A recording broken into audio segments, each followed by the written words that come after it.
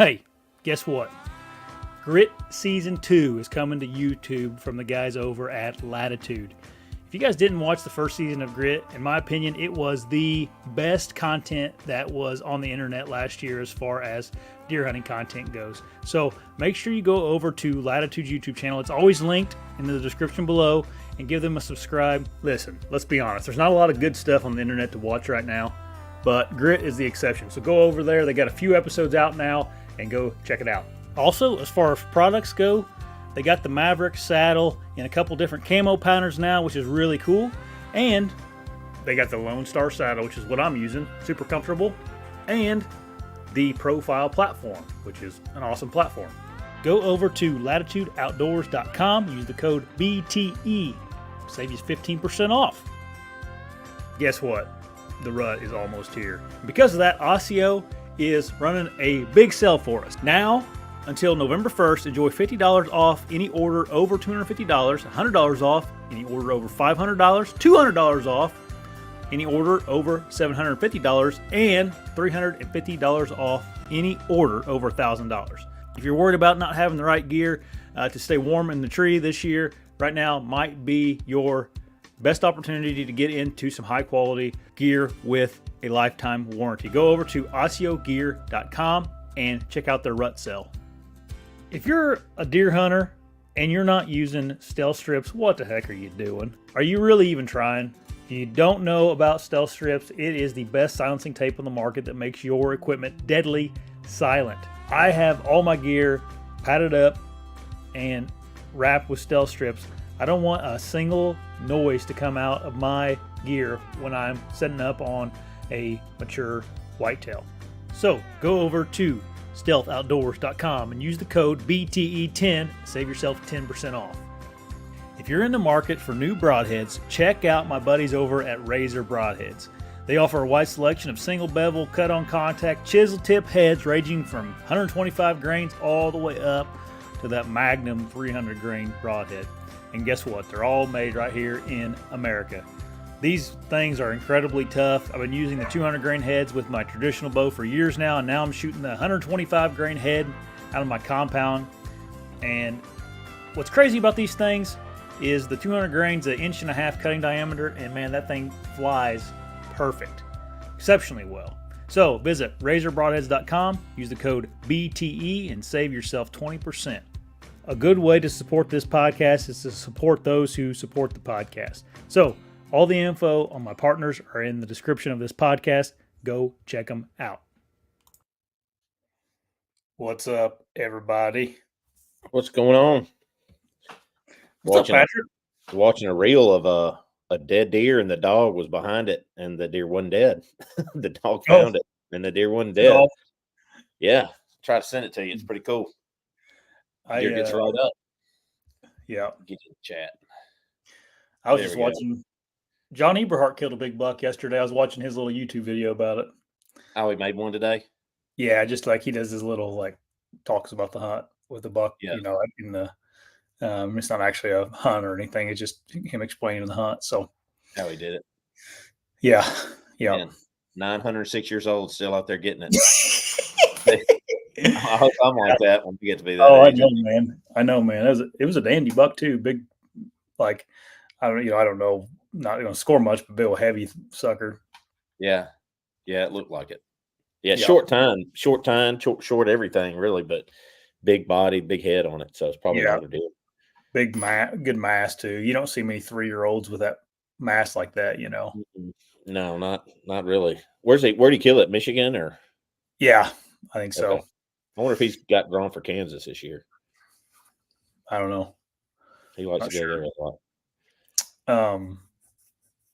Anyway, that and I got an ad from a Kamala ad that popped up. We were talking about earlier, kind of a surprising one.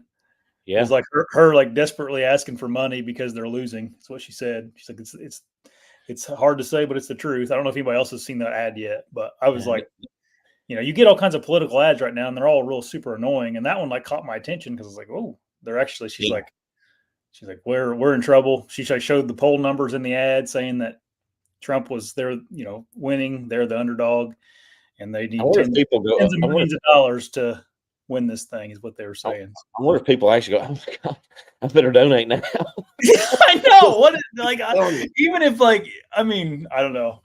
I got a hat, a shirt, and a sign, and you know, I paid for them, bought them, but it goes towards, it's a donation. It's not, you're not buying it like it's a product. You're buying it like it's a donation. So I bought it, so I donated. Man, I get probably like 30 texts a day from the Trump organization trying to get money, or this is the last chance. You know, 5 more days to go. I'm like, yeah, I know. I already gave you some money. We're good. Donnie, we're good. Okay. Donnie and Joe had a podcast. Lots happened this week in the world of politics. Fun stuff, man. Yeah, we're at a really interesting time right now. Hopefully things turn out good and we still have a country in the next 6 days and we go deer hunt. Yeah. For fun and not for actual like food and survival. Yeah, right. I don't know. I feel like it's going to be okay. I feel like the tension's kind of, everybody seems to be over it. It seems like to me. You're going to have your extreme lefts and rights that are going to throw a big hissy fit, but I don't think people are as worried this time about Trump winning. I think the worry's more about Kamala winning. I think they're more worried about where the heck we go from where we're at. So hopefully it's up. If nothing else, I'm at peace with it. Yeah. I don't know, dude. There's a bunch of people voting though. I went and voted the other day, early voted, and there was it took me like an hour and 10 minutes to vote. It was in the early portion. So Brandy and I are going.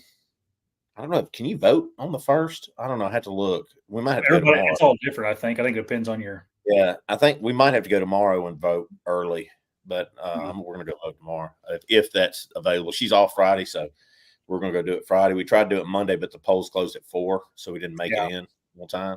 So we're going to try to go and cast that vote for Donnie. Yeah. Donnie and the boys. We got the band back together, dude. Gonna be good. We need to 3-peat this thing, man. My favorite video so far was Chad Wright did a video about the Joe Rogan podcast, and it was supposed to he about half the time he jokes around on there, but he's like, the one thing I learned about Donald Trump during that podcast that I didn't know is, man, he's just like me, and you know, and like a lot of people say that, you know, he goes, he's an ultra runner. Because did you hear him talking about how physically fit he was, and the doctors just couldn't believe how long he was running on the treadmill for, and he could just keep going and going. And Travis was like, just like me, man, I just keep going. And he does keep going. It's crazy. 80 years old. He's starting to look older though. He's starting to kind of age a little bit. Like, well, yeah, he didn't age. Yeah, he didn't age his first term at all. But like in the last probably year, I think it's wearing on him. You know, but, and I mean, eventually you just get old. I mean, that's pretty old, you know. Yeah, 80s up there. I don't know though, man. Old Warren Womack, I saw he's still climbing trees at 80 years old with his. He says, I don't have any stands hung. It doesn't make any sense. He says, I always got it on my back in case I see a tree I want to hop up in. Yeah. So that's pretty good advice. Yeah. Probably the old school mobile hunter right there. Yep. I would say so. Well, I honestly think that the whole concept of putting a bunch of stands out, that's a fairly new thing. Like, I don't think many people did that way back in the day. You know, I don't think people. Well, I just don't think people spent the money on deer hunting like we do now. You know what I mean? Yeah. I know my family didn't, and we just growing up, my dads and uncles, all they had is just one climber they used for everything, you know? So, we always hunted out of ladder stands, you know, that were built when I was a kid out of wood, like 2x4 ladder stands. Put everybody on the hunt club, and everybody had like a couple of stands here and there. And, you know, some people didn't care if you hunted their stands, and some people did. You know, we had our own, but, you know, I didn't really get into the buying stands until I was probably like late teenagers. But I worked at a sporting goods store, so I learned all the new stuff that was coming out, stayed on top of it. And, you know, then now I saddle hunt, so I couldn't even imagine hunting out of a lock-on stand at this point. It's been so long. It's been 5 years since I've hunted out of a lock-on. I've been hunting out a bunch. I've been hunting out both this year a little bit. I've been going back and forth from my V stand to my platform and just messing around with it. And when I have a longbow, I like to be in the stand kind of. And when I have a compound, I like to be in the saddle. That makes sense. Yeah. I get real nervous with my longbow up in that saddle. Why, just not being stable? Yeah, just like it's just everything's kind of in my way. It seems like with that longbow because I can't it. So the tree, if you think about Oh setting, yeah, the tree's always in the way unless it's like a left, way far left shot. Then it's yeah. fine. But My friend um, Jonathan, he hunts with a longbow and he hunts out his saddle constantly. yeah, He's killed a bunch. He just sent me a text today and said, "Man, I got a lease in Illinois." I said, "What?" He got 20 acres leased in Illinois, and there's a big outfitter up there, and that he's leasing next to. He used to hunt on the outfitter. He used to get to go up there after season and hunt because he was friends with the guy. He trade out trapping because he's a trapper, so he trade out trapping with the guy. And he come a day, and it's like 17 acres, but it's a perfect little pinch funnel. Comes down a creek, fields on this side. Oh, nice little rut spot. You could just sit in that rut funnel and just wait until you get a good buck to come by you and then smoke him, And it's kind of off a bluff. He was saying. I looked at it. He sent it to me and sent me a pin on Onyx. It's a pretty cool looking little spot. So, Joe Miles had a little lease like that. I think, yeah, Joe Miles had a little lease like that, and I think it was in Illinois where it was like 20 acres or just a little big piece like that, and he killed a couple 180s on there, I think. Yeah. You don't need much if you're in the right area. You just need the right spot for them to come through, and you can just. And the thing with that is, you could hunt it literally like every day, and you're not going to overpressure it. And you probably got new bucks. Yeah, they got new bucks floating right through there. They're not. It's not a place they live or stay. They're just coming through that corridor, so they're probably not even. They're probably on the land for 5-10 minutes. At the most. Yeah. Before you get them bigger stuff. Yeah. But I don't know what's going on in the deer woods because it's so hot. Yeah, that's what we were going to talk about a little bit tonight. Yeah, I swam a little bit today. Worked on my tan. Still cutting grass. It's still green, which is nuts this time of year that their grass is. I can't believe the way things are going with the grass, and it's usually I'm done cutting grass first week of October. It's all brown and everything up here. Man, it's still green. Yeah, I think something's going on. I don't want to sound like a leftist, but I think climate change is for real, for sure, because things are just different. I read an article the other day where they moved the planting zone in the south from zone 7 to zone 8. So it actually, they want you to plant later now and at different times and different plants to survive versus ones that would survive because the climate's getting so much warmer, so much longer. So I noticed it in the duck migration too, because you don't have the ducks don't migrate down south like they used to. Not, Arkansas is like the mecca for duck hunting, and they don't kill the ducks over there like they did in the 2000s and 90s and stuff like that. Yeah. So I don't know if it's global warming or is it just the earth going through changes. I think we're honestly still coming out of an ice age right now. Still we've been coming out of an ice age for years. So it's actually supposed to be hotter on Earth than it is. And when I say ice age, I mean not like real, like what the dinosaurs went through or whatever, but we're in a cooling period. So I think the Earth's warming for sure. I just see it in the temperatures. You remember when you were a kid, and I don't know, we down here in the South, we had in Tennessee, we had a extra quota hunt at the end of season that was in January, like the week after season closed, like it would close like the first weekend in January. And then the next weekend you would have a doe hunt, or if you had a certain license, you could kill does. And every year I remember hunting that hunt. And every year, man, I remember the ground would be frozen solid. I remember it crunching when I'd go to my deer stand. Like we hunted down here, we have a lot of red clay soil. And so that moisture would all come up like crystals and like to explain it, and you'd step on it because it's so cold. And it's just like never like that in January anymore. It seems like we don't get the snow around here like we used to either. Mm-mm. It used to snow a lot here in southern Indiana, and it hasn't done that. I mean, what's weird is we've had crazy snows for the last 3 years down here, like just big snows that we haven't. I don't think we've had a big snow. It's been a long time since we had like a really big snow since I was a kid. Like 1984, I think is the last big snow we had until like 2 years ago. And we had like 12 inches and it stayed for 2 weeks, which is really strange. It was in February though. So it's just, they don't happen like it used to. It's just gotten, I think it's warming up and I think it's affecting the deer because they're just, man, y'all comment in the comments, but my cameras are deader than dirt right now. Just nothing going on. At daylight and at dark. Like right now, the deer, it's dark. I ought to be getting pictures. Something moving around. I have nothing right now. and I hadn't had anything in like 3 days. It's really my cameras have definitely been slow this week, but it's been in the 80s here this week. Yeah, same here. Crazy, but it has been weird the last like 3 or 4 years during the rut. It's been super warm here. Like I remember Dan came down hunting with me 3 or 4 years ago, and that was kind of the first year I noticed it. But it was, I mean, we wore T-shirts hunting because it was 83 out when we were hunting, and it was in November. That was in November.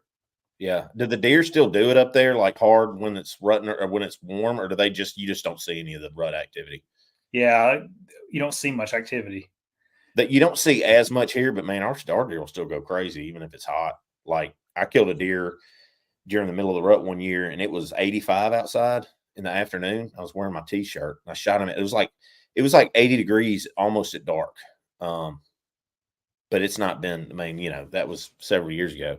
And then what was it? Not last season, but the season before. Remember, we had that really, really super cold front come through, like around Veterans Day, because I was in Illinois. Yeah, and we got that, and then I think in 18 or 19, I was in Kentucky. And that first week of November, we had that snow and ice come through. And you got it up there because we got it in Kentucky when I was hunting. Yeah. But that's like rare. Like usually it's like this. It's hot, but it's usually it's not this hot.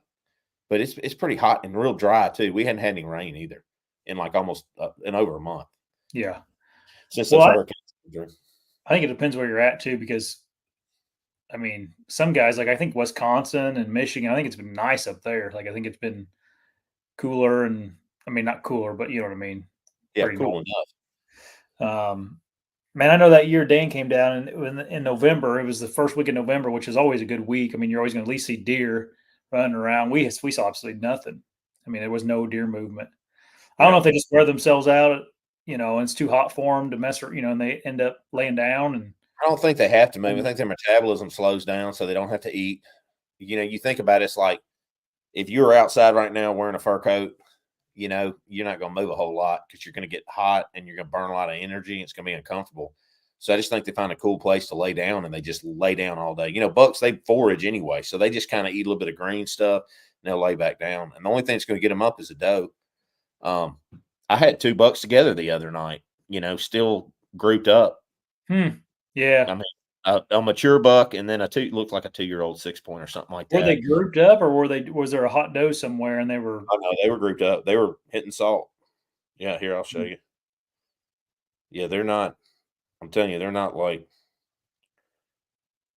It's weird. It's just been really. It's like the weirdest year. Yeah. For deer I've ever seen. Me and my friend were talking about it because he's not seeing anything. He's like, man, I know I got all these bucks on camera, and I've seen them like right here, like. Oh yeah. Those 2 bucks together. Yeah. Huh. And they came in together.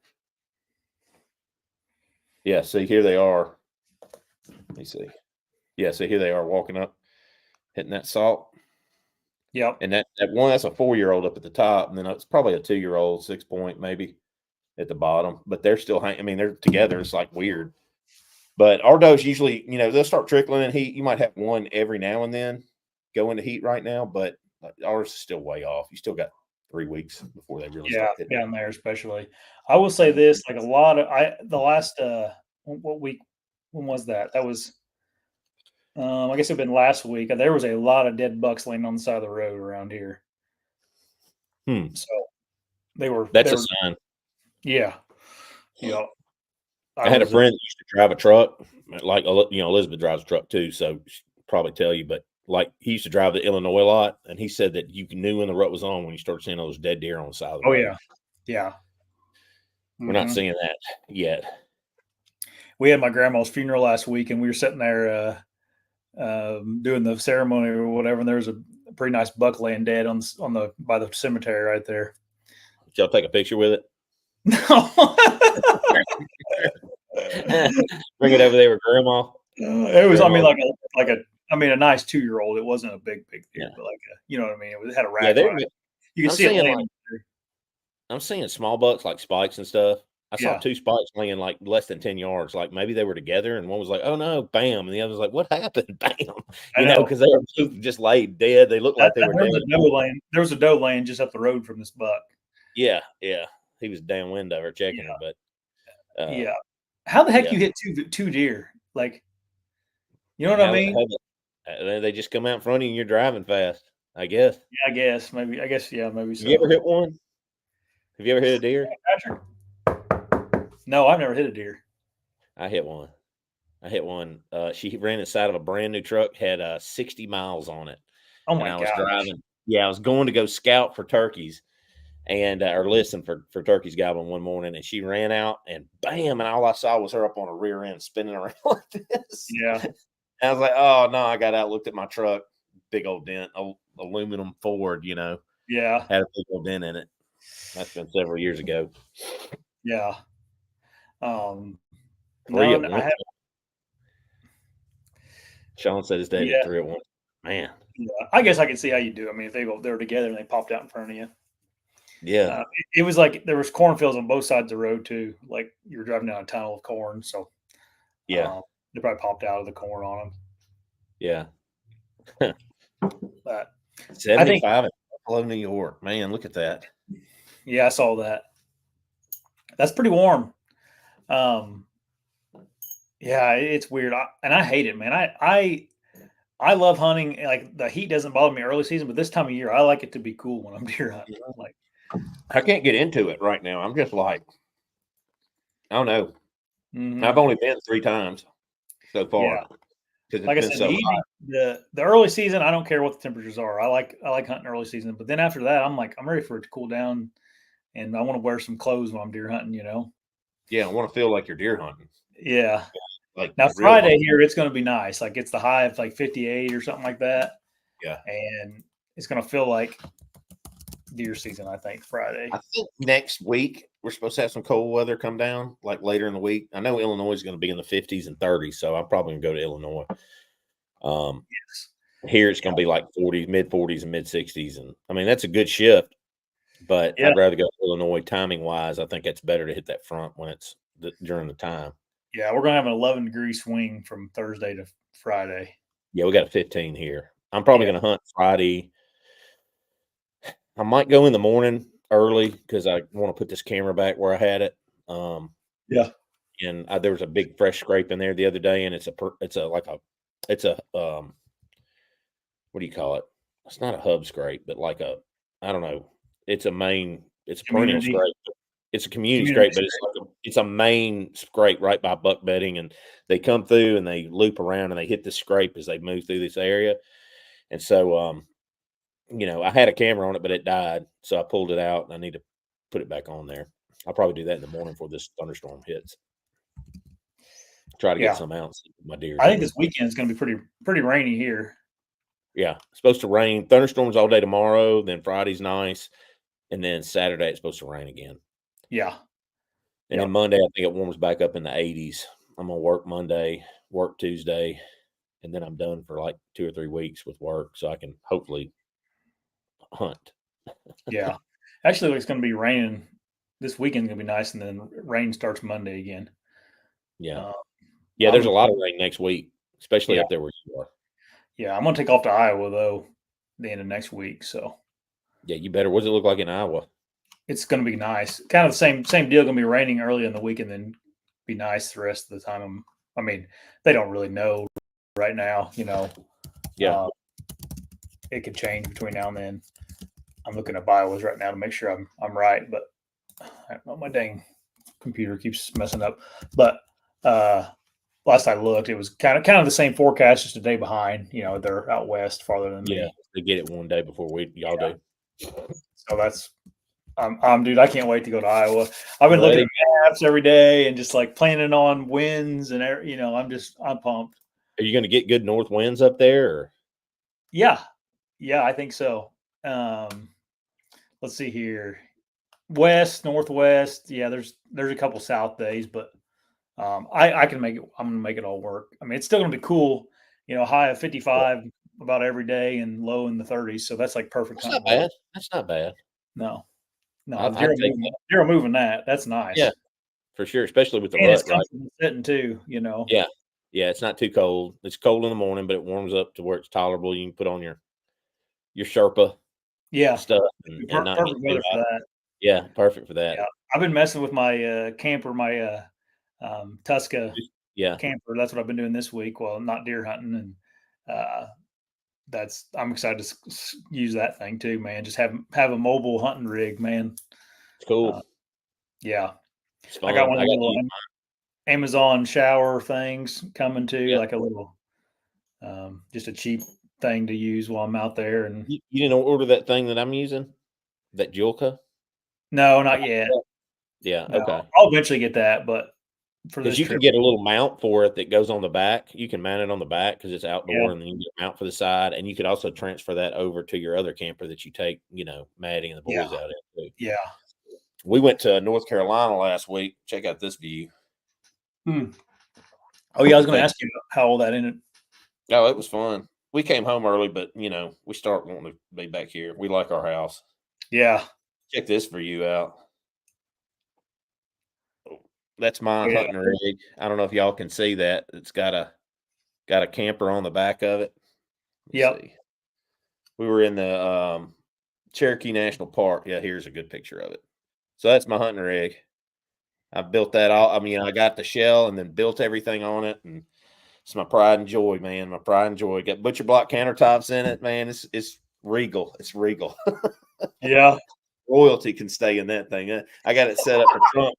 It's set up Trump yeah, to stay in that, man. I'm gonna get. I plan on getting like gold, fixtures in there and right, right. marble floors eventually. Yep. Have Chick-fil-A at the ready all the time. Yeah, truck bed campers. I thought about doing the truck bed camper thing, but I got that. It's called a 4-wheel camper. It's a pop-up camper, goes in the bed of your truck. And turnbuckles down in there, and like you can take those. They're made to go off-road in, like overlanding and stuff like that. So I bought that from a guy in Louisiana. Old man had it for $6,000. And I did that, and then I just put solar wiring, 20-gallon tank. It's got a hot water shower. I got Starlink for it. Yeah, it's a setup, man. Yeah, it's got 250 watts of solar on the top, a vent fan. It's nice. If it's cool outside, that vent fan will freeze you out of there. Like Really? sucking up. Oh yeah, it got cold in there a couple mornings. We had to turn the diesel heater on. Got Yeah. diesel heater for it. It's cool. Broke my TV. My TV fell over on my had a Oh Sprite can. no. Well, I had the TV kind of propped up in the corner. Had a Sprite can down, and the TV fell right over on the top of the Sprite can and Oh, busted the pixels in it. So I got to buy another little 32-inch TV or 24-inch or whatever. It's cheap. It's like $80. yeah. You lost a solar panel one day too, didn't you? Yeah, driving back from Missouri turkey season. The wind grabbed it and it pulled my rack off. So I had it bolted to my rack. So Starlink for your stand. Yeah. Yeah. It worked good in the trees. I can tell you that. I couldn't get it at the one park we stayed at. I couldn't get Oh, it it. didn't But work? no, you got to have it's got to be. You need an open sky towards the north for it to link up. I got that at my But house. what's that? Open sky to the north. Oh yeah, it's wide open. You need to get it, man. It's Brandy and I were talking about it, and I think we're gonna switch over to Starlink because like our internet costs us like $145, and the Roam Starlink is only 165. And like I'm thinking about if I can wire it in and get a pull the modem in here and use it inside, and then when we get ready to leave, we just take it out. Yeah. Only thing is if I left and she didn't, then she wouldn't have Internet. internet. So yeah, I don't know how that would work, but it's not that expensive really. You can turn it off every time. Like you can turn it off this month and then turn it back on in 2 months. So I'm gonna leave Yeah. it running until probably like into camping season. So like into turkey season basically. So May when it starts warming up. And then turn it back on in like October next year or something when it cools off again when we start camping. I looked into it the other day. I know the price of when I looked into it the first time, it was like $650 for the equipment, but it's only $350 now. Yeah, it was down. Costco had them for $199 last month. Costco? Costco. Yep, you could buy it at Costco, $199.99, and then you just get the plan. I think I paid $299 for mine. I got it on a deal. Yeah. So they'll probably start because they had the mini come out, and the mini's more expensive, but it doesn't have like there's 3 different things. The Starlink has 3 different modes that it uses to find the best satellite and to send you the best signal, and the mini only has 2, so the bigger one's better. I just set it on top of the camper, face it north. Man, you're at home. We can do a podcast in there, man. It's super fast too. Huh. Yeah, I'll have to look into it. I'd be in the same boat with you. I'd probably just get the home one starting off because I don't know, maybe not. We'll see. Well, it's the same dish. It's the same dish. It's just a different plan. Oh, okay. Yeah. So like you could do home, and then you could probably, like, if you and Maddie started doing a bunch of camping, and like after deer season, I'm sure you and the boys, y'all like to camp. So like if y'all start doing camping, I mean, you could always upgrade to Roam for like $20. I think it's like $20. You can upgrade to Roam, and then you're good. And I could just turn it off like during the summertime when we're not camping then. Yeah, exactly. Or you can just use it at your house. Oh yeah, turn off Roam. Yeah. And just use the home. But you only save $20. I know $20 is $20, but just the hassle of having to change plans all the time and then prorate them. I mean, it's not that too much more expensive. And I don't think you could use the home and roam with it, but it's really handy. I mean, you can be freaking anywhere, and that Starlink will work, which is pretty. As long as you got coverage, as long as you can reach the satellites in the sky, you're good. Yeah, it won't be a problem here. I don't have trees or anything to the north, so yeah. Grant said he goes to Costco for a hot dog. It costs him $500. I used to get those hot dogs for free when I was a police officer. I used to go into Sam's and get pizza and hot dogs. It's not good for the waistline, man. Yeah, I was working out, and I was a lot different looking. Get away with that crap at 31. I can't get away with it now. Oh, I've been trying to work out. I've just been eating like crap lately. Is my problem again. I need to get back on my healthy eating kick. Yeah, you and me both. It's hard during deer season, though. I can't do it. Yeah, it's just impossible. Yeah, you could do it. You just got to put your mind to it. Yeah, I'm just don't care. Right. When you get married, you're like, I don't care. And if I was out single, man, I'd probably be all in the gym, trim, doing what I can do. But now I'm like, I already won. I won the game. I'm like that buck laying in his bed waiting for the rut to come and the ticket. That's what I'm not that young 3-year-old. I'm not that young 3-year-old out there running around crazy, gobbling up acres, running through everybody's deer stand, getting shot at. Done that. Has John been hunting much? He hadn't hunted yet. He's just been working on stands, food plots, and watching. Yep. Doing what he does best, watching them before he goes and makes the kill. I don't think he's got anything. He sent me this picture. He found these 2 deer dead the other day. They were tangled up in a ditch. They're either in a ditch or they were, I think he said they were, let me see. Oh, here it is. Oh, dang, man. Yeah, those are some nice. Yeah. I asked him, he thinks they've been dead for a while. They're definitely bloated. I guess they could have been. The hair's starting to fall off of them. Where do you find those at? 3-year-olds. Huh? Where do you find those at? Over in Sorry, I'm not able to make a phone call at this time. What? But you can ask me to place a FaceTime call. I don't know. Wasn't me. Probably my wife doing something. Uh-oh.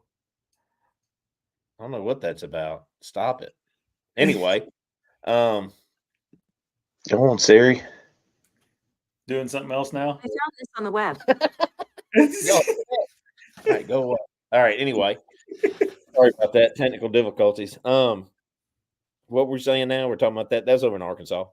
Oh, okay. He said he recognized them like 3-year-old bucks that he had pictures of. Yeah. Maybe I should wait on Starlink till after the election. Maybe Trump his winning speech, Elon will come out and be free Starlink for everyone. Well, did you hear that? They were talking about that the other day, how the money that they spent on the infrastructure bill could have 10 times over bought Starlink. Yeah. Dude, that's an insane thing that happened that nobody talks about. Like the tens of millions of dollars they spent on that, and not a single person got internet out of it. Nope. And the 7 charging stations for electric vehicles that for $8 million or $8 billion or whatever it was, some stupid amount, and never got done. Like just waste, man. Having Elon as the head of, was it spending or something or government waste? Government oversight. Yeah. That's the best thing probably going to happen. Vote for Trump, vote for Elon, Tulsi, RFK, and some of the things that they're wanting to do, and Trump's going to be at the head of it. So he's going to be able to kind of filter a lot of the more liberal stuff RFK might want to do, or Tulsi or whatever. But you got I've never seen such a powerful, somebody called them the Avengers the other day. Yeah, I saw that. You really literally do have like Tony Stark in there, he's building freaking robots, dude. Age of Ultron, real. And rockets. Yeah, and rockets. Yeah. I mean, this is dude, them Tesla robots are weird, dude. That's a weird thing. Yeah. Yeah. Just wait. We'll have Ultron running around. He'll build a bunch of Iron Man suits. I guarantee you Elon is building an Iron Man suit. I'm going to say it right now. I bet you money that he's trying to build an Iron Man suit. Some like military contract he has? No, he's just probably doing it for himself. If you were Elon Musk, would you not try to build a real life Iron Man suit? Yeah, probably, because that's I would 100% do it. Yeah.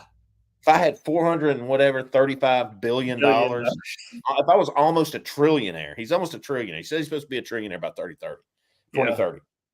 Like, I'm having an Iron Man suit, dude. Oh, yeah. I'm making one. Yeah, there was a guy that made one. I mean, kind of as good as you could make one, I guess. I can't remember. I've seen like plasma cutters on the hands, like stuff. No, man, we're talking like full function arc reactor in the chest, dude. Yeah, he'll be at a Trump rally and something will happen, and then they'll have to put an arc reactor in his chest to keep him alive, and then there goes he's the real life Tony Stark. Yeah, dude, what do you think about that Tony Hinchcliffe thing that they did at the Madison Square Garden? I thought it was funny. I didn't get the Puerto Rican joke, but the one that everybody's so mad about. I mean, they got a Greg grasping for straws right now, trying to find stuff to say. But he's funny as heck, man. He burns. He's funny. Yeah, I thought he's good. I don't understand why they let him say that stuff though. You had to have known that it's going to be taken out of context. I don't. They take everything out of context. He says, that's said, and they're all this stuff. I think people are getting tired of hearing it. To be honest with you, I think they're just tired of the same old identity politics. And did you hear what they said? I don't think anybody cares, man. I want lower taxes, none, right. And I want to be safe. I want these wars over with. Like, that's what I want. Like, I don't care about what people say. Like, for all I care, Kamala can hate me, and she could hate all white people. I don't care. As long as she makes my bills cheaper. That's all I care about. I don't care what's in her heart. I mean, I'd like her to be a Christian, and good, but as long as they're going to make my bills cheaper and make America safe, I'm good. I'm not hiring them to be anything else. Yeah. I was going to do go ahead. We'll keep talking, but I was going to do the members only question right now while I was thinking about it. Well, I was going to ask, I see somebody sitting here. I had this on my mind since it's not written down. I better say it before we forget. Yeah, go ahead. Has anybody in here noticed any kind of particular patterns with deer during these hot drought years we've had the last 2 years? Has anybody picked up on anything that was helpful other than the fact that, hey, I'm not seeing many deer? Other than that, like, has anybody had any success, and is there anything they tie to that success that they could bring up? Because it's been rough the last 2 years with these droughts and these heat, Yeah. My buddy Scott was, he was telling me he just sees deer near water right now, man. He's like, if you can find the water, they got to be there right now. Mm-hmm. So that's the only thing I've that's outside of the ordinary stuff, that, cause he's down in Kentucky, which is dry down there too. That's what he was telling me. River bottoms or any place that's going to have water, there's going to be some deer there right now. Yeah, man. Go ahead. That's what he said. He's like, man, they got to be there. They got to have some water. They just don't move, man. Like, they got to be. Like, I'm hunting, Cheney. It's water because it's in a river bottom, so there's sloughs and water everywhere. So you can't really pin them down to that, they just not moving, man. It's crazy, and they're still eating salt, which you figure they wouldn't want to eat salt because it would make them thirsty and want more water. But they're still hitting salt like crazy. Yeah. I don't know. It's weird. Yeah. I can't really put anything like my thumb on anything in particular when there's a drought. The hunting's not good. I can tell you that the hunting is really down. I figure with the way the drought was in Illinois last year and the things I was hearing from people that hunted where I hunted in Illinois, everybody I talked to, I figured there ought to be just some monsters this year because nobody killed anything. Like opening day of gun up there, I don't think I heard but 2 shots. And, normally it's just bang, bang, bang, bang, bang, because, it's perfect timing, usually cold and right in the middle, and just nothing. It was just absolutely terrible. I'm hoping this front that comes through this next week and we can get some consistency in the weather where it'll at least be in the 50s and 30s where they'll actually get up and move. When is your gun hunt there? The 22nd.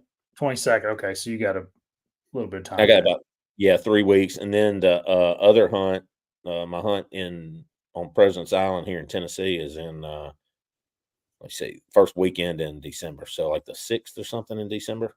It better be cold, but you never know what you're going to get in December down here in the South, man. It could be 80 degrees in December. Yeah. Man, everything could change next week too. If we get a couple inches of rain, a few inches of rain next week, like things will be back to normal, as far as I hear too, like deer don't scrape much when it's not raining either. Like I've heard that. Yeah. I can't say that I've noticed that or something, but I've heard people say that. Scott, I've noticed it. This is the second year since we've had a drought. So I can say last year, not a lot of scrape activity, not a lot of luck hunting or putting cameras over scrapes until it started raining. This year, it looks the same. So I would say that's accurate. Scott just was like, well, there's not some obvious things. He was telling me, he was like, it's the scent's laying there longer because it's not getting washed out or, it's dry. So there's not moisture or anything in there. And then they're just not, they can't lay as much urine down either. That's good. He said they use their glands a lot more, like on their forehead for scent and stuff. So that's why you're not seeing as much scrapes. They rely on different sources, I guess. So that's just what he said. I've never looked into it too much, but a lot of the scrapes that I get pictures on like this time of year have been just dormant, and it's weird. Like the one I was just talking about a minute ago that I went and pulled the camera off of because it was dead. Like it had been opened up that day or the day before. There was no leaves in it, a fresh pile of poop in it, and you could see where it had been peed in. Yeah. And so I really hate I didn't have a camera on it right now. I'm gonna put one on it tomorrow. We'll have that rain come through, and then I'm sure something will be in there first thing Friday morning. I'm probably gonna go sit on it Friday morning. I was gonna say, you got to sit on it Friday. Yeah, there's a couple of good deer I'm looking for to come back that use that scrape a lot this time of year. It's like he's a 7-point, but he's like a 6. He's like a spike with he's terrible, just a terrible deer, but he's never grown an inch in 3 years. He looks the same. And he'll be a 5-year-old this year. So maybe this is the year he blows. Yeah. But he's 5. He's got the age, but he just doesn't have the genetics. So I'm hoping I can get in there and slip on him and see what happens with that deer without any intel. So it's weird thinking about going in blind now that I've been using cameras for so long. It's so feels so weak as a hunter. Like such a I don't use them out of state, so when I go out of state, I never have cameras out or anything. So I don't even think about it, I guess. I don't ever use them in Illinois. Last year was the first year I used them. Yeah. I'll tell you what I think is helpful with out of state stuff is just to put one of those regular game cameras on with lithiums. Yeah. Turn that sucker on, 3-shot burst on a trail, and just leave it and just see how much they use this area that you think might be good. Yeah. And when the best time to be in there is. I got a lot of information off the one I left last year, and I'm probably going to do that with some more this year. I do that in general a lot anyways. I have way more regular card cameras than cell cameras. Way more. So I have a lot of cell cameras. Yeah. But not like Gary. Gary's got what, like 100 or something? I don't know. No, he don't have that many. I don't think, at least. Man. There's I got one buddy has 70 something though. Yeah. If I had that many, I'd have to start selling feet pictures on the internet or something. Yeah. Something, man, to make them look. This I don't is know how you just keep track. How would you even keep track of all that stuff, man? I have no idea. John runs a lot. John runs a lot. And I talked to his stepson. He's got some of his stepson's cameras and his stepson there under his card. He's like, yeah, he says, I'm sitting in bed the other night and I get a notification that I've got 2 cameras that just got done unlimited and got my charge for $25. I don't even know where the heck they are. I'm getting pictures on my account and they're somewhere over in Arkansas. It's like, yeah, John probably got it mixed up, you know? Yeah. Oh my gosh. That's funny. No, I mean I got a handful of cell cameras, but not like some people do. I like that. I like to run the regular card cameras. That's my favorite way of I kind of still like a little bit of that element of surprise. Now, I like to have an idea, I have a good idea what deer are in the area. But man, sometimes you get them cameras and you start overthinking stuff too, man. You know what I mean? Yep.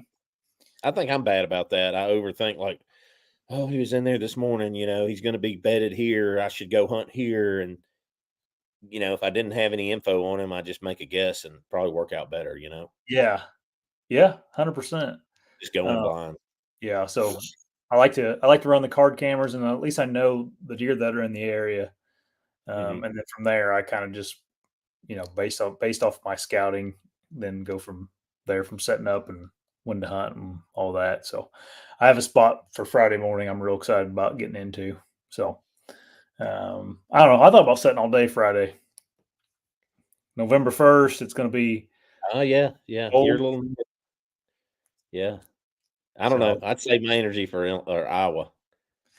Yeah. I haven't been hunting though, man. I'm used to hunting a lot.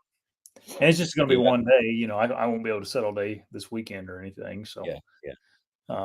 We'll just see too. Maybe I'll set till noon and then get down and change and reset up or whatever. Do you hunt when you hunt public land? I was thinking about this the other day. Do you hunt where like you'll hunt in a certain point, see what you see? If you don't see what you like, you push a little further each time. Doesn't Dan call that something like, what does he call that? Yeah, he does. It's like just is it hunting your way in, or I can't remember what he says, but yeah, I do that a lot.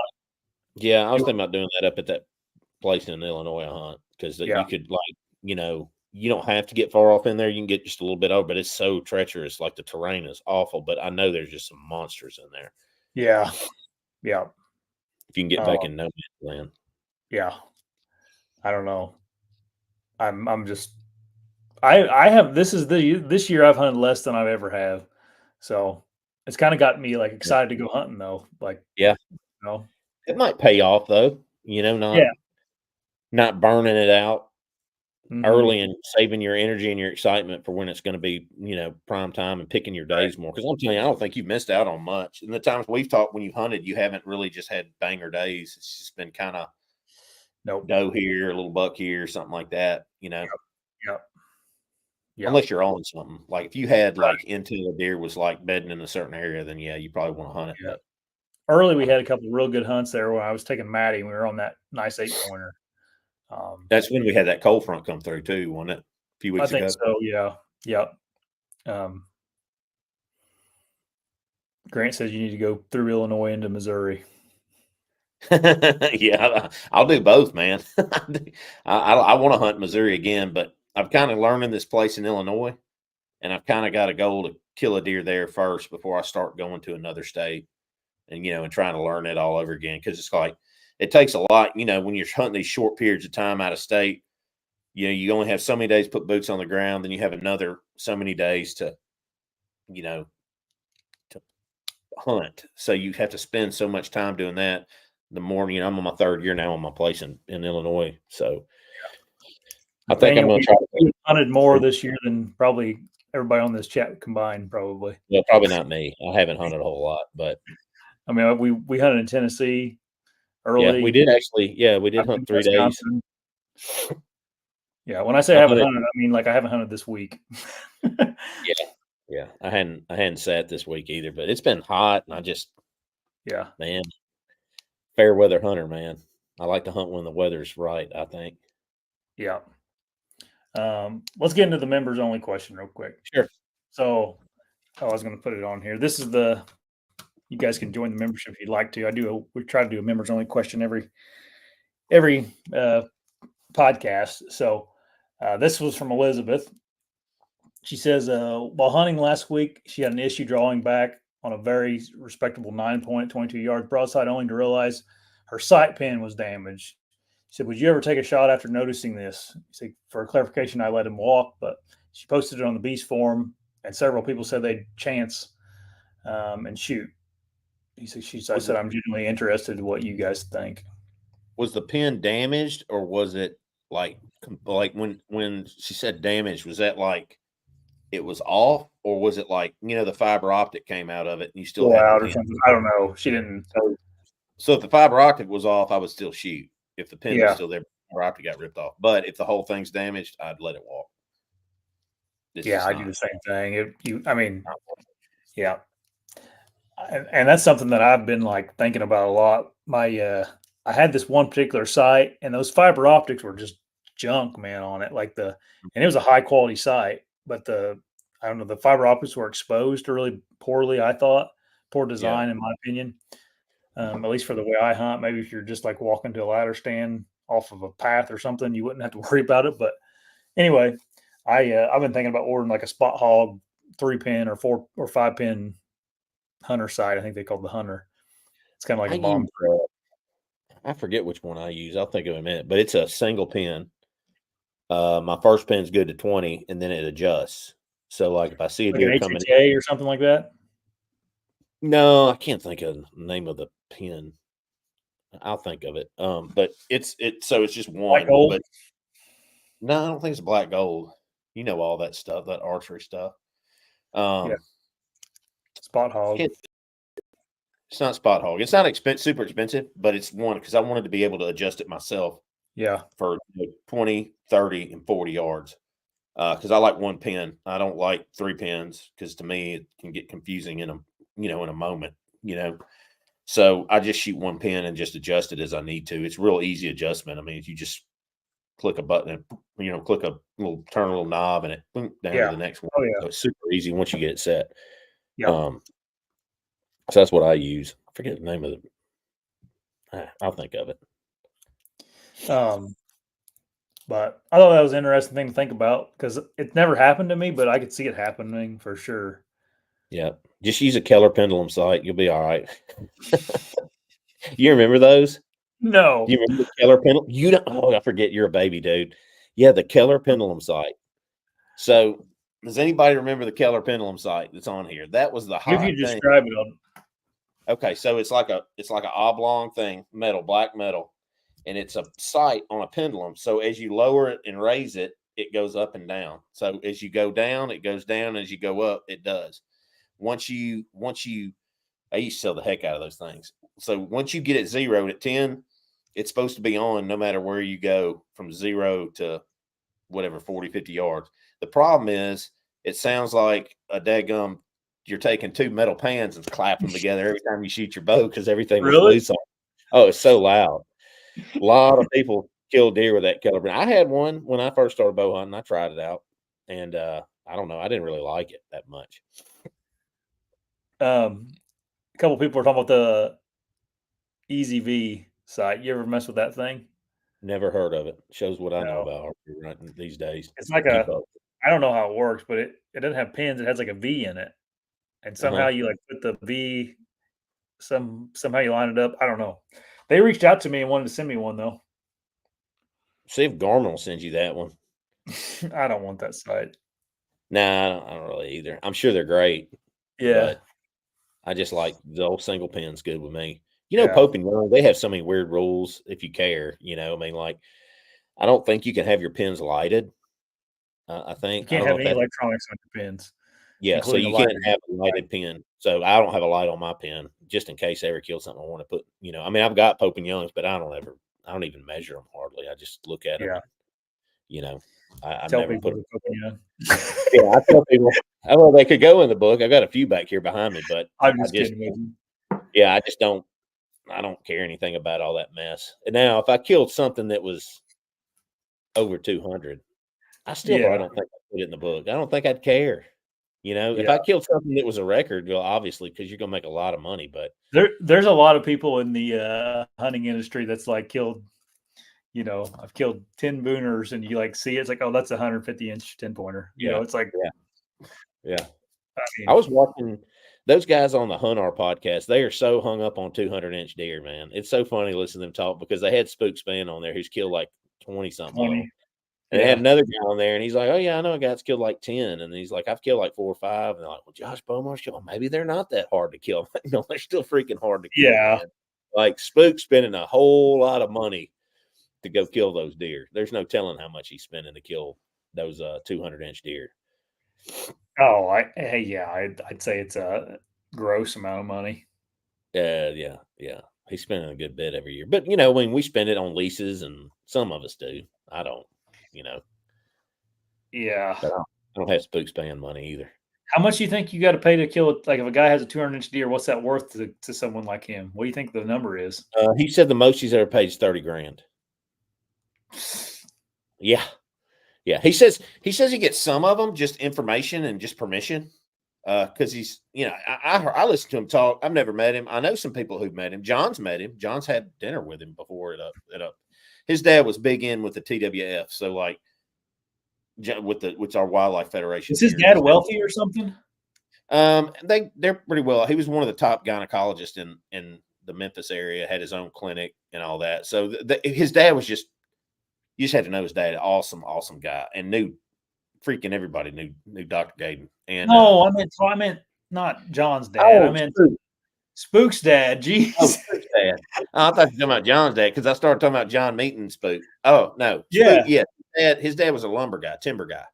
So his dad did timber. They had a lot of properties. They did timber on a lot of properties. So that's how they made their money. And then Spook, of course, had that, and then he also does real estate and hunting land and all that stuff. He's just big in it. I think he played basketball for University of Tennessee too. So, and he was really good from what I understand. But so Spook, he got his money from that. But what I was saying is I've heard he's just a really nice guy and real humble when he meets these people, and he just knows how to talk their language. So he gets a lot of permission.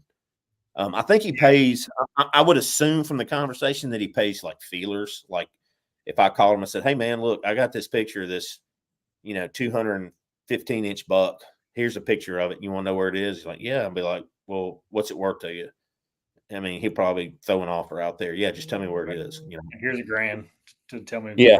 Here's $1,000. Here's $2,000. Just tell me where the deer are. $5,000. Then he goes and tries to get permission from the farmers, the landowners, or whatever. And then, he said he's got a real good network of people in the, the hunting community in the United States that call him and let him know. But yeah, I ain't paying $30,000 for a deer. There ain't no deer. I mean, no, he's talking about Spook Span paying $30,000. Yeah, I'm talking about $30,000. Now, I ain't got that kind of money. My life would look a lot better than this if I had more than $30,000. I can tell you that.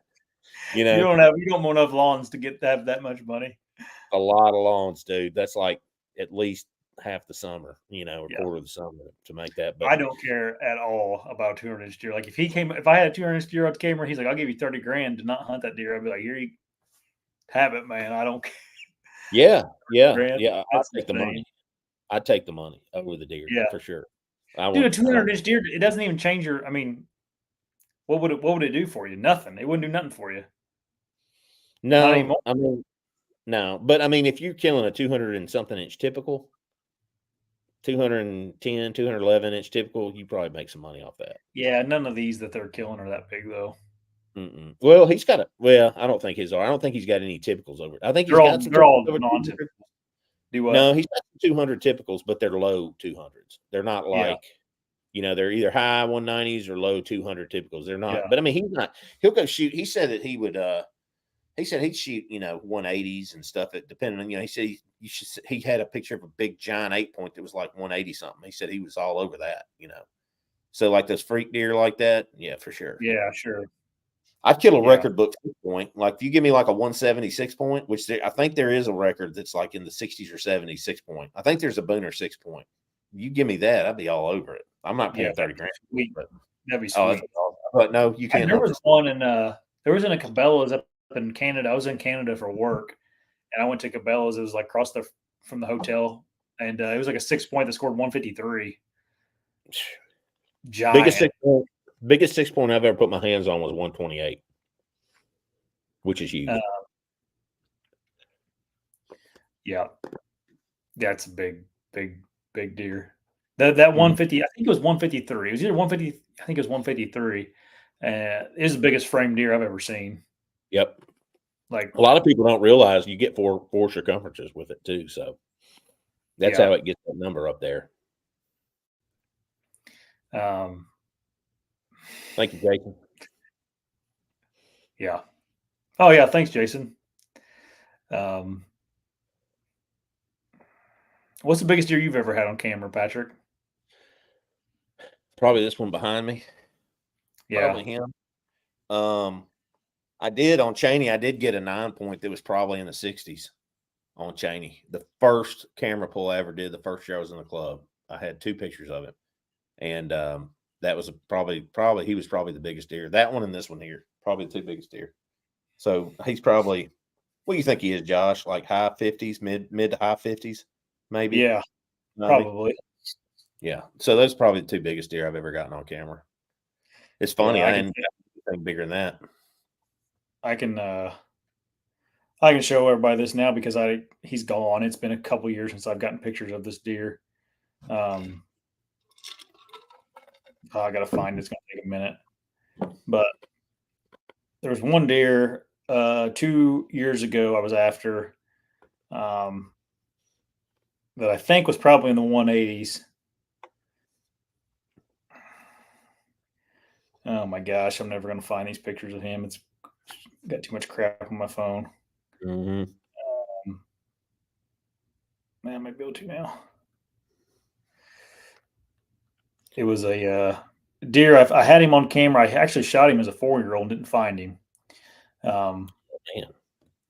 Yeah, and he lived. And I had him on camera 2 years after that, and he disappeared. When I assumed he was a 6-year-old, is the last time I got pictures of him. But oh man, I don't know if I'm gonna find him. I sent him to Dan. That's where I'm looking for him on Facebook. I don't know if. I wish I had a picture of that one that I had at my hunting club, because he was cool looking.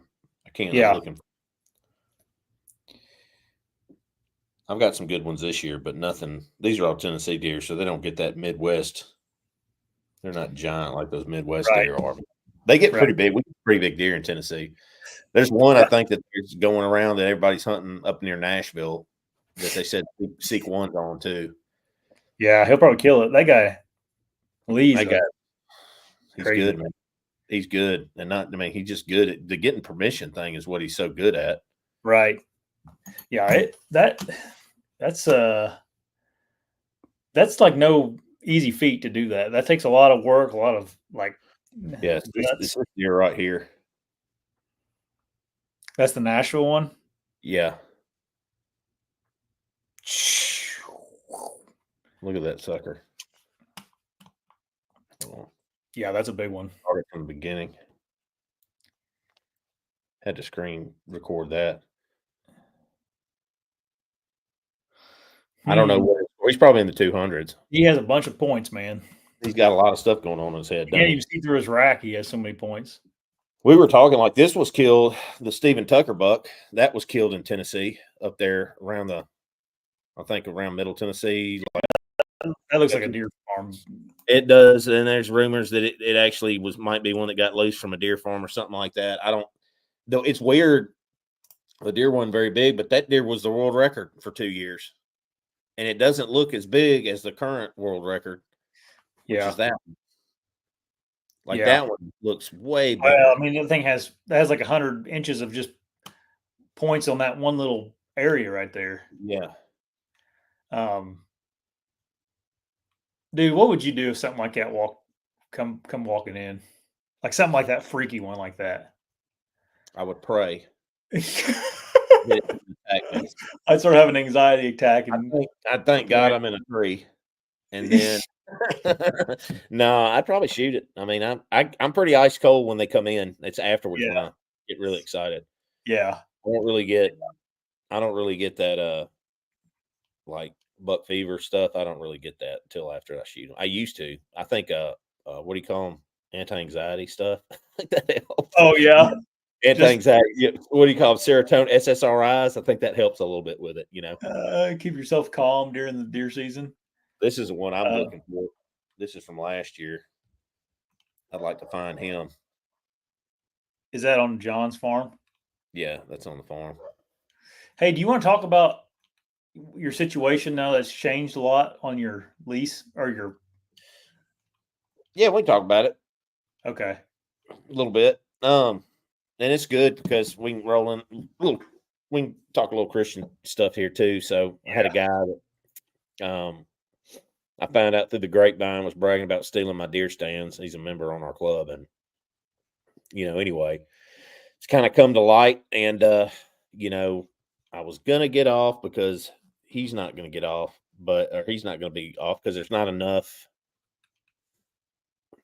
I mean, I think there's enough proof, but there's not enough proof. So anyway, at the end of the day, I'm gonna forgive him.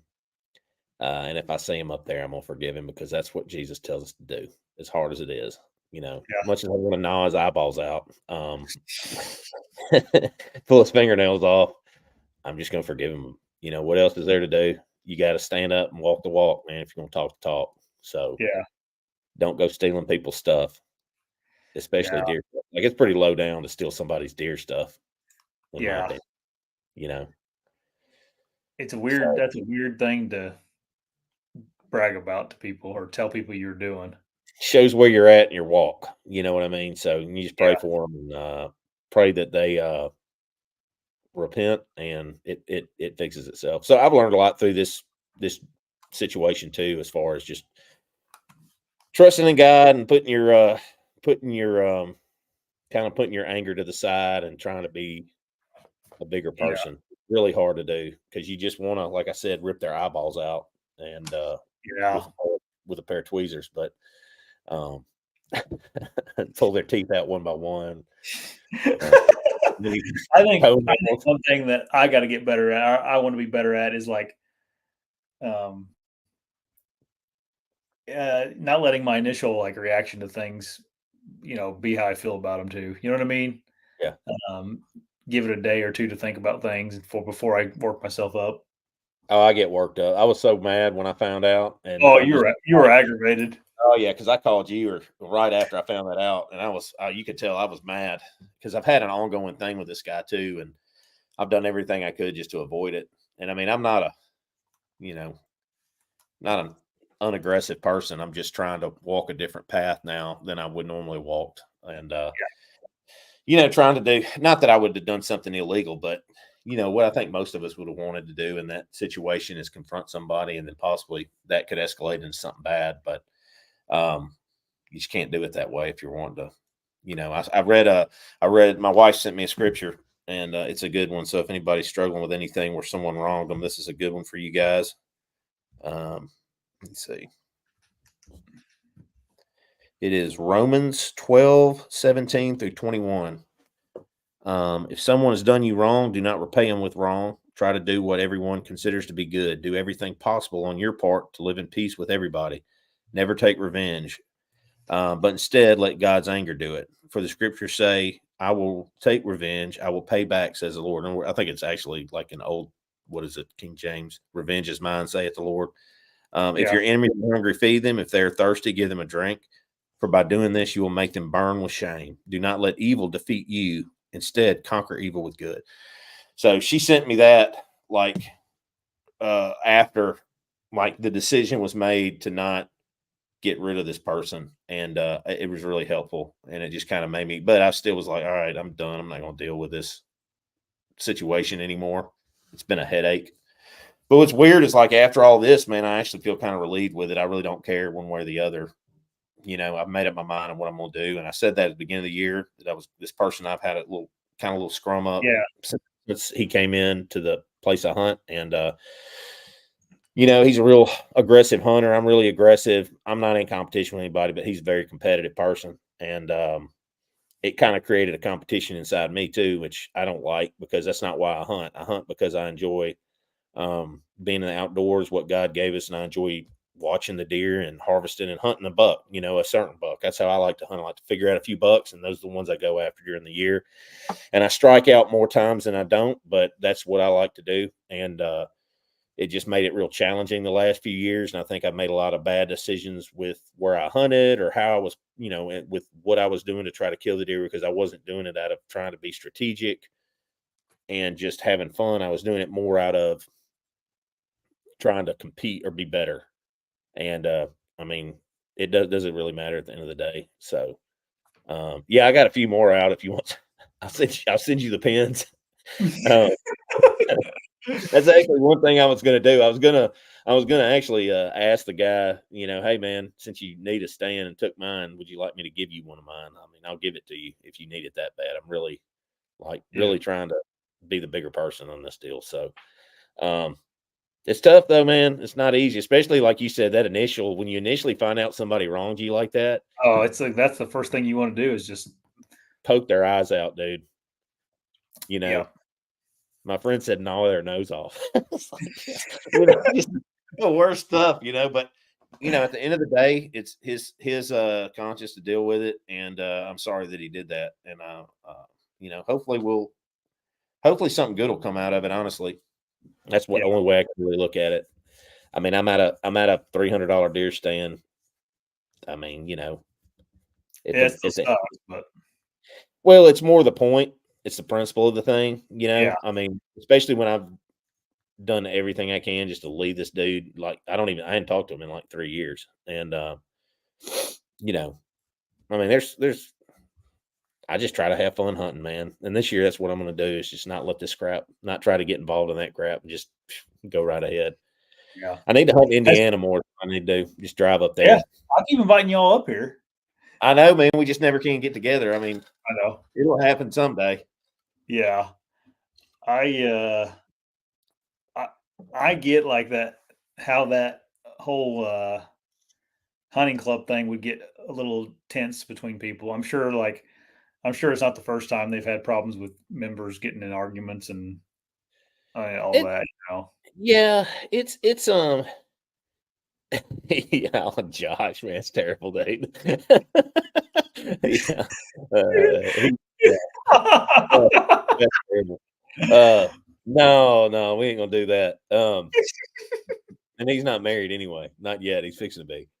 But yeah, he just, like I said, in the hunt clubs, yeah, you do run into that. You run into some people. I've been in my club for like 14 years. I'm really an old head in there now, because before I got in, I mean, there were lots of guys that had 20 plus years, and those members, they're older, they're dying off, they're not hunting as much anymore. So we kind of had a really big turnover of guys in the last 5 years, and we got a new group of guys in, and I don't think they've ever been members of a club like that's that big with established rules. So they've kind of come in, and they're looking to somebody to guide them on what they can and can't do on the club, because the owner, it can be intimidating to some of these people at some time. I mean, I get along great with the owner, but he can be intimidating. And so they don't go to him, but they go to this guy, because this guy's kind of always there, and he's already friends with them. And I think he doesn't really know the rules of the way things ran on the club for 40 years. It's a 40-year-old club. So because you've got this big batch of new guys in that, and he didn't conform, well, it's almost like it's the Wild Wild West. And it's really become like hunting public land. Like, we're paying to, hunt public land. And so, I think a lot of things are going to change next year. From what I'm hearing from the owner and stuff. So, and I think it'll change for the better.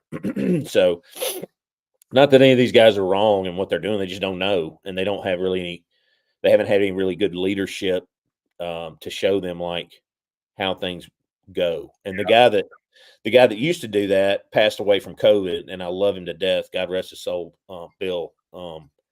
You could go to him. He didn't care about hunting. He didn't care about big bucks, man. He's the kind of guy that would rib you right in front of your face and talk bad about you. And like, when I say that, he just joke, just constantly cutting on people, but he didn't mean anything by it. But he'd give you a shirt off his back. He'd tell you where to go to hunt. He'd tell you stay away from people. And then, if there was something that came up, he'd set it straight. And he's, of course, he passed away. And when he passed away, it's just kind of like I told the owner, it's been kind of like a rudderless ship. And I'm sure a lot of guys out here understand, but you kind of fall in love with a place and you learn it. You spend a lot of time learning it. And then to think about I'm very protective of that place because I really do love it and I appreciate it.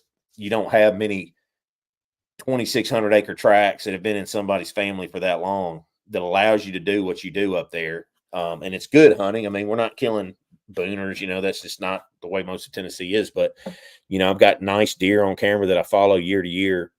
And more than anything, I just like seeing what happens to them. And when I thought I was going to get out of the place, I was really, really, really upset about it. But I think things turned out all right. And I just prayed about it and listened to God. And hopefully I'm getting the right message or hearing. What do you call it? I'm discerning what he's saying the right way, I think is the word to use. I don't know. I can't think about it. What do they say in school?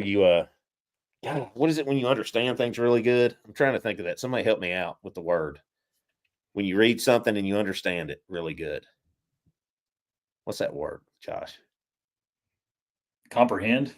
Comprehend. Yeah. Hope I'm comprehending what God is trying to tell me correctly. There we go. So, I just want everybody to have a good time hunting. That's all. I don't really care anymore. Obviously, I've only hunted 3 times. And why am I doing a podcast? Great point. Because we're idiots. We're idiots. Huh? Yeah. Nothing. I just don't understand some people's comments. It's like, what do you want me to say to that? Gun hunters hadn't even hunted yet. They haven't even been in the right?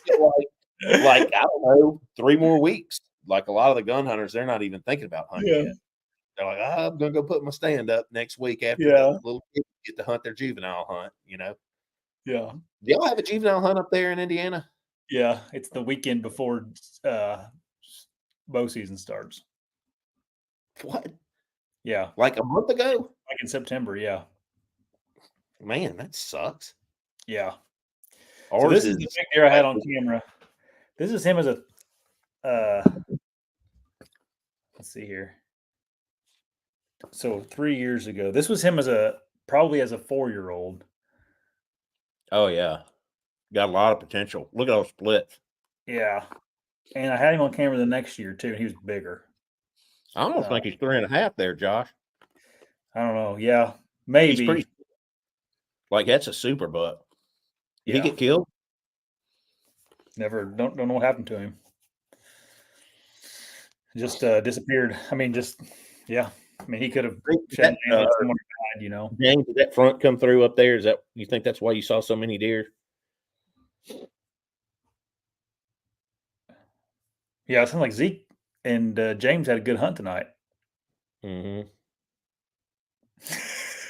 Grant, remember it's unsafe in my saddle. Right. At least the way I do it. Everybody else has it figured out.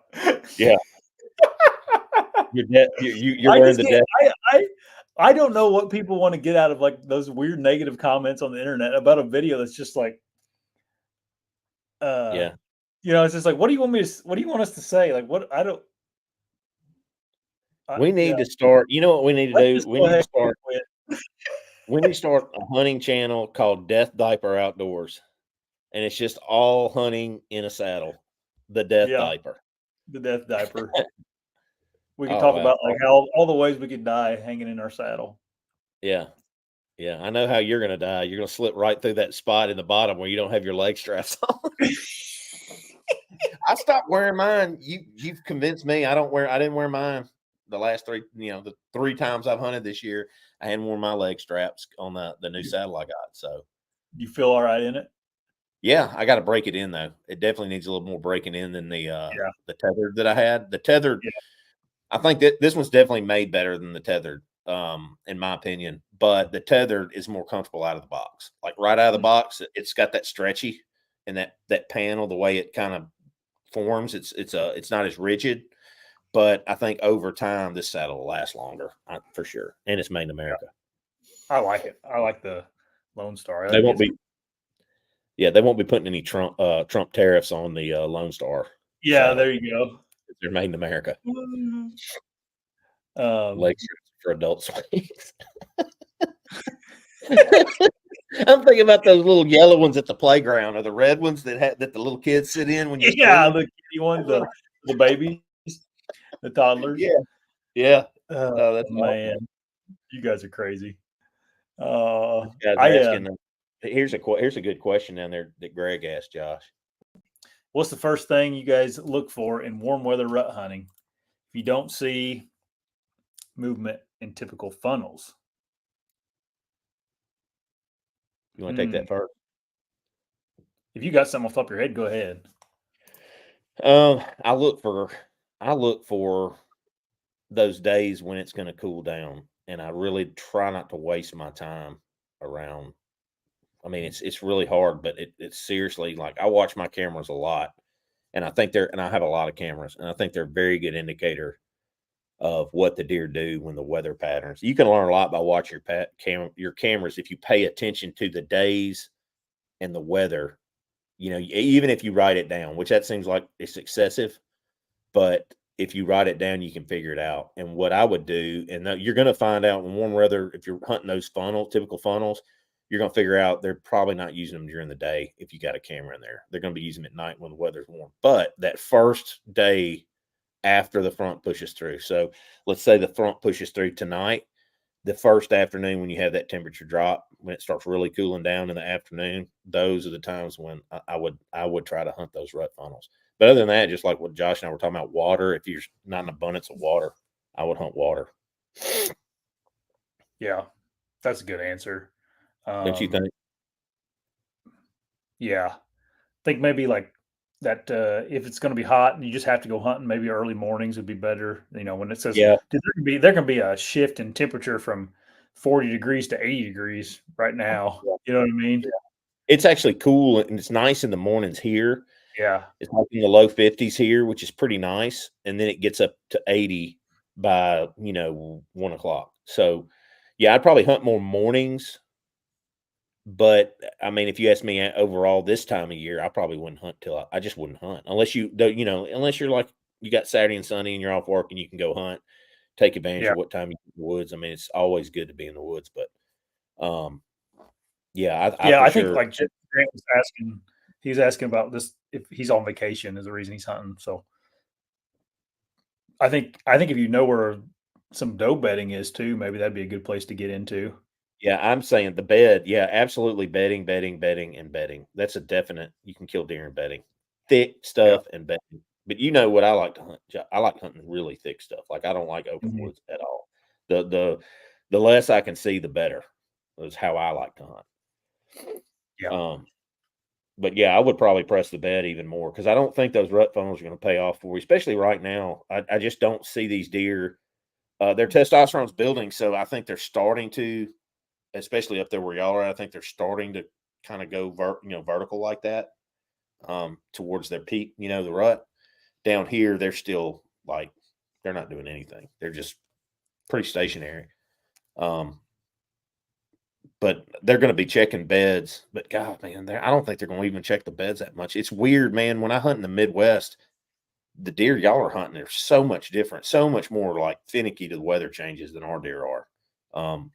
If your weather literally, like what I noticed in Illinois is if it gets over 55 in the middle of the day in southern Illinois, you can forget seeing deer.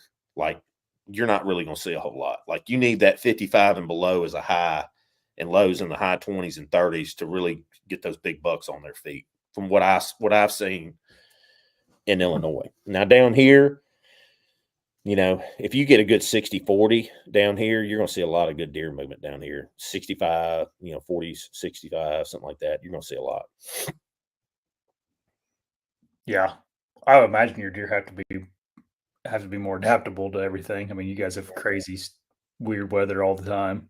Well, the skin's thinner. They got less fat Smaller. on them, smaller, and their hair's thinner too. Like y'all's hair on your deer up there, like once you get north of pretty much Tennessee, like the hair on those deer is just so much thicker. So Yeah. Yeah, Archers Anonymous. You'll have small bucks messing around. yeah, they'll start when they start going. Usually, I see the smaller bucks. They start doing this stuff now, like end of October, 1st October, when they're going crazy. Like those big bucks will not get on their feet during the daytime. I don't care. They do it like there's a 5-day period in October. They normally do it regardless of the weather, and I've seen that every year for the last 4 or 5 years. There's like a 5-day period. It's usually around anywhere between the 12th and the 17th, and then 5 days after that they get on their feet. And I don't know why, but they just do it. And then they really, until those does start going into heat, they don't get on their feet. They just wait. They literally wait till the last minute, I think, to move during the daylight. Oh, they do that 100%. Yeah. Yeah. That's why they're still alive. Once they hit 4, like, a 3-year-old is stupid. The dumbest deer in the woods is a 3-year-old, in my opinion, because they are big enough to fight and be somewhat dominant, and they're jacked up enough with testosterone and the drive to breathe that they are running around everywhere.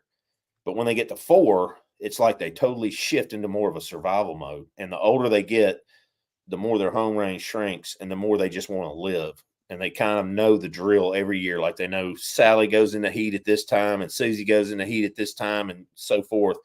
Not literally named, but they know each doe, they know where they are. They know how to get them, when they're going to go into heat, because they're going to go into heat the same time every year. And they get in those areas and they wait them out. And then they, the buck I'm hunting right now, or the buck I'm not hunting, I'm watching right now, since I'm not hunting. He's in this one spot and he's been there regularly since October, since the beginning of October, late September. And there's a bunch of does up here. And he's acting like he's just not moving out of this area. And he'll stay there until they go into heat. And he'll probably breed them in there and they'll stay in there safe. And then he'll start walking. He's staying there for a reason. Maybe the first doe in that area goes in the heat up there, but he's wanting them. He's waiting around. Yeah. I mean, Dan would tell you the same thing. He doesn't think those big, giant old bucks move like people think they do in the rut. I think in the Midwest, they move a lot, depending on pressure too. If they're a pressured 4-year-old buck, even a pressured 3-year-old is going to move less. No, I should say, during daylight hours, like they're not just running out everywhere and every pinch and every field, Not unless there's a hot doe. That buck's not poking his head out for no reason. And even then, he's trying to push her back into the thickest stuff he can find. He's trying to keep her someplace he feels safer. Yep. Yeah. You don't see me of those big old mature bucks running out in the field stupid after does very often. And it's only, if they do it, it's only for a few days. And it's when they're with a hot doe and there's other competition, and they're going to try to get out there and do what they got to do. But yeah, exactly. 4-year-old equals man in his 30s with children. Yeah, that's pretty much right. Yeah, yeah. A 20-year-old is, well, think about how you are in your 20s. That's a 3-year-old right there. Yeah, that's probably true. And then the older you get, the worse it gets. Yeah. You're just thankful to be alive. I'm just going to sit right here and just be thankful to be alive. I only have one camera out, but only daylight mature bucks have been between 13 and 15. Patrick's on to something. Mm-hmm. That's as sure as the sun will rise. Your fire alarm going off again? I hear it downstairs. I thought that was yours. No, ain't nothing here. It sounds like it's coming through my computer. Yeah, I'm upstairs in my game room. I guess my wife's cooking something and it's burning. I don't know. She probably set the house on fire and left you. It stopped. Yeah, she's trying to kill me. Get that insurance money. But yeah, right. Go ahead. Let's hop off here. We've been on here for an hour and a half. So good time, everybody. Good luck this weekend. It's going to be a good weekend for deer. So I have a feeling we're going to see a lot of deer on the ground. Yeah, I hope so. It should be getting better. Everybody hang in there, and I'll start hunting one day. maybe next time we'll have a deer hunting podcast because we've been deer hunting. Yeah, maybe I can talk about what the deer are actually doing rather than what I'm watching them do on my phone. Yeah. What I'm doing right All now. right, everybody. Thanks for hopping on. Hit the subscribe button. Guys, God bless. Oh, yeah. I always forget to say this. I still am doing the big, huge giveaway for 30,000 subscribers. I never mention this, but I'm giving away everything you need to go deer hunting, from a saddle setup, sticks, pack, ASIO camo, bow, everything you need to go deer hunting, a knife. So you got to be a subscriber. That's the only thing you have to do to win. So if you guys are watching, not subscribed, which most people that watch the show don't subscribe. So hit the subscribe button. See you guys later. See y'all.